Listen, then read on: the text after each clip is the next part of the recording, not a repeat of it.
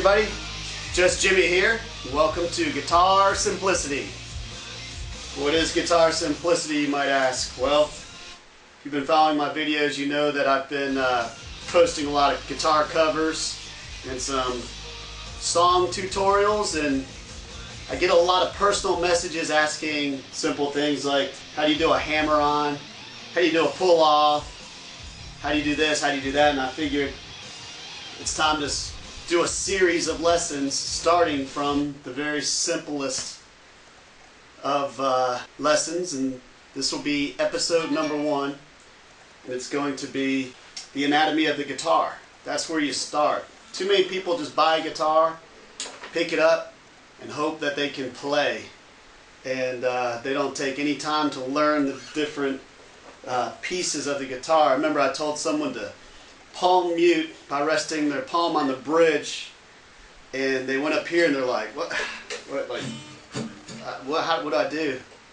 They didn't know where to go. So let's start there. This will be lesson 1. Subscribe if you haven't already. I'm going to post these on a regular basis.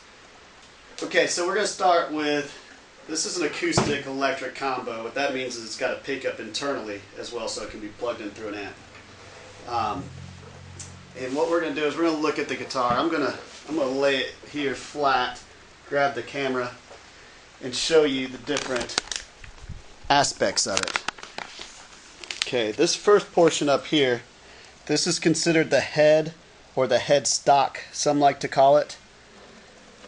These beauties right here are tuning keys.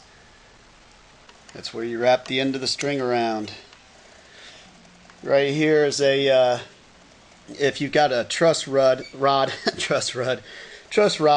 in through the neck, then that's the cover for it. Some guitars have them, some don't. Okay, right here's the nut. This is usually made out of different materials. Some are plastic, and what that does is that holds your strings in place. Okay, see, I can't lift that one out. They're in there pretty good. But see, without that, it just would float around. So it goes in there. This is your fretboard. This is fret number 1, fret number 2, 3, 4, 5. You see that right there? That's called a position marker. At 5, 7, 9, 12, 15, 17. Some have them in more places than that. These are the fret bars.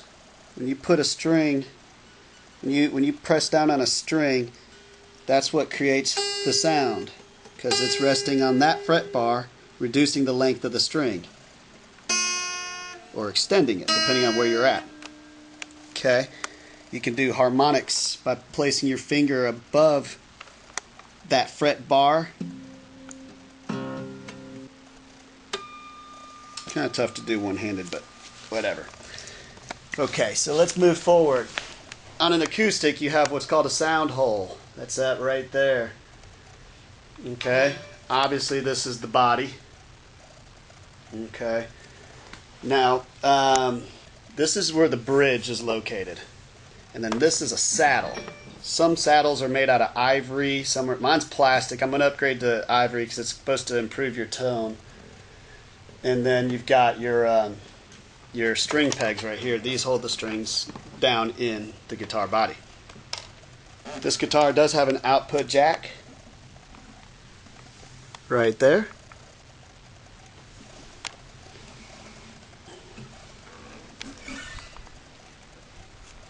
Now some guitars have different neck materials. Some are made out of maples, and I'll show you one here in a second.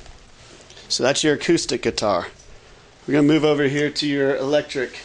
As you see, this guitar is very similar to the one I just showed you. So you recognize right here's what? The head or the headstock.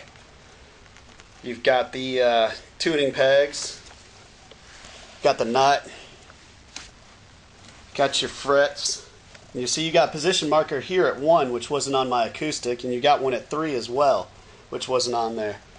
It goes past here as well. Right here's 15, 17, 19, 21, 22. This is a 22 fret guitar. Some guitars are 24 frets. Some are only 21. Obviously, you can get some higher notes in there as well.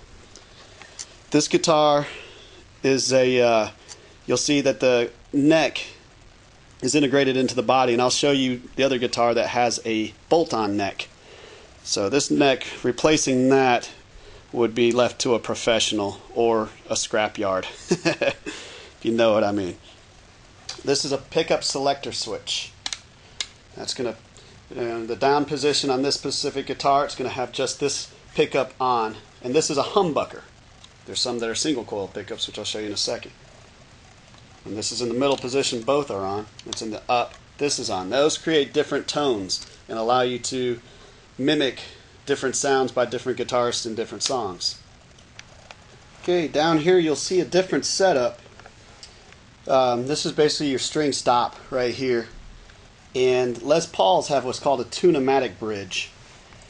And what that is it's got two adjustable screws right here, and which raise and lower the entire bridge, and that's going to change your different tonal qualities of the strings.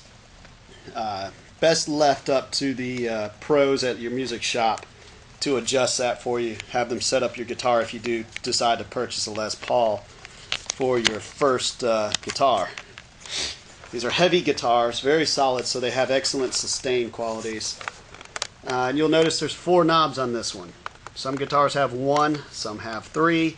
They're all different depending on the setup. You're going to see there's 2 volume controls and there's 2 tone controls. Each pickup can be adjusted individually, so you can have a different volume coming out of each one and a different tone coming out of each one. These are active pickups as well. Some guitars have passive pickups, meaning they don't require power to run. These require a 9-volt battery, which is located in here, and gives you a little extra crunch, a little boost. This is a Zakk Wylde edition, and that's what Mr. Zakk uses. So you see, this is a beauty. Very nice guitar. It's got a shaved back of the neck, which allows for your hand to move quickly and effortlessly on there. You'll learn that the feeling of the neck can really determine your playing. You know, you got to really try out some guitars before you just purchase one, because you want to make sure it feels good to you and make sure that your hand moves good up and down the fretboard. You want to make sure it's not too wide for your specific hands. Everybody's different, so you don't want to buy one with a big fat neck if you got little hands. So if you got small hands, you're not going to buy a guitar with a thick neck. And if you've got big hands, maybe you will. I don't know. You can go either way. Alright, let's move on over. This is the first guitar I ever owned. And it's been around with me for quite a while. I bought it when I was 12, so it was 24 years ago. Okay, here we're going to start with the headstock. You'll see this is a Squire edition, which is produced by Fender, but instead of being built in the United States, they built these in Japan. You'll see here the tuning keys are Fender, and this will be your maple neck, like I was saying. So it's different than on my Les Paul. I believe that's a rosewood neck. Anyway, up here you'll see something a little different on the headstock. These are called string tees, and what these do, if you can, let me see if I can give you an angle here. They create the proper angle for your strings once they come through the nut. See, if you take that off, that string is at an angle that's not going to allow it to be very stable. So it goes under there. So a little different stringing method, but not much different. You'll see here, this one does not have an indicator at the first fret. It's got them at the 3rd, 5th, 7th, 9th, 12th, 15th, 17th, 19th, and 21st. So you see this one does not have 22 frets, as the Les Paul does. This white piece of plastic here is called a pick guard. These are your single coil pickups, and this is your pickup selector switch. This has the back pickup in the on position. This has the back in the middle, and it has all 3. Right here it'll have the middle and the front. Right here just the front. The earlier Strats had a three-way switch, and guitarists found that if you jammed the switch in between the first and second position, it would cause both pickups to come on. So Fender made it easier for the musicians. Okay, you got a volume knob and two tone controls. Okay, so you can come up with a different variety of sounds. Now you'll notice here a little different setup at the bridge, and this is called a tremolo, or tremolo you'll hear it called, and sometimes you'll hear it called a whammy bar. Okay, and that changes the note when you play it. Lowers it, raises it, so you can. They call it whammy because you can make funky sounds. Listen. I don't know if you can hear that. Right here's your output jack.